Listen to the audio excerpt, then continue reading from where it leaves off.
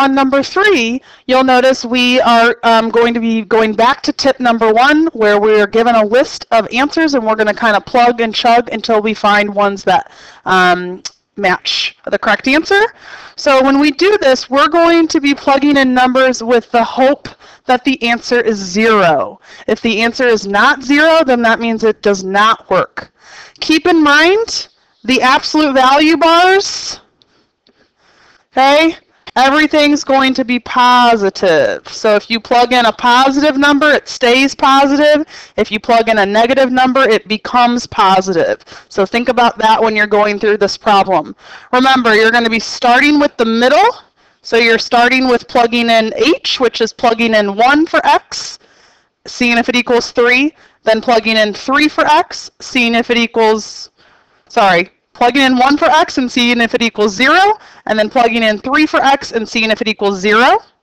And if not, then you can kind of decide which direction to go from there. So for example, if 1 works and 3 doesn't, then that can give you some choices as to where to go next. If you know 3 doesn't work, then you don't want to test any more values that have 3 in it, and vice versa. If 1 doesn't end up working, then there's no need to test any answers that have positive 1 as part of it.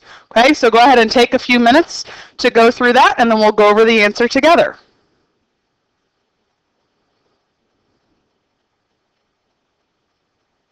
All right, so we're going to start by plugging in 1 and 3.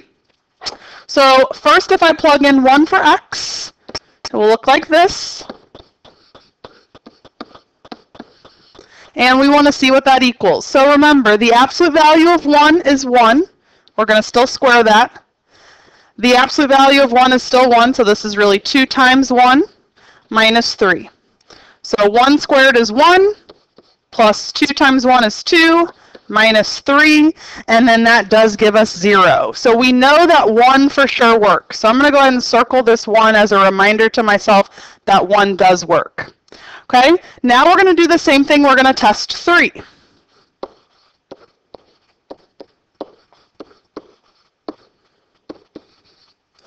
So it'll be 3 squared plus 2 times 3 minus 3. Everything's staying positive. So that's 9 plus 6 minus 3, which is not 0. So then we know that 3 does not work. So what that means then is because 3 doesn't work, we know G is out, because G has plus or minus 3. So the fact that positive 3 didn't work means it doesn't really matter if negative 3 works. That answer choice is out because positive 3 doesn't work. That also means that K is out because it also has positive 3 as part of its list. So from there, we're left with 2 choices. We need to go back up to F, and we need to test negative 1 since we know 1 already works. Okay? And if that choice doesn't work, then we'll be left with J, and we will need to test both negative 1 and negative 3. However, we know that 1 for sure works. So that's really leading us to believe that F is going to be the correct answer. However, let's go ahead and check negative 1 and make sure that it for sure works.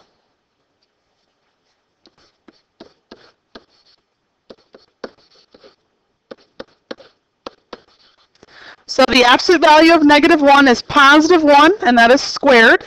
The absolute value again of negative 1 is 1, so this is 2 times positive 1 minus 3. You'll notice that looks the exact same as when we plugged in positive 1, so we know that this is also going to be 0, which means our correct answer is going to be F, positive and negative 1.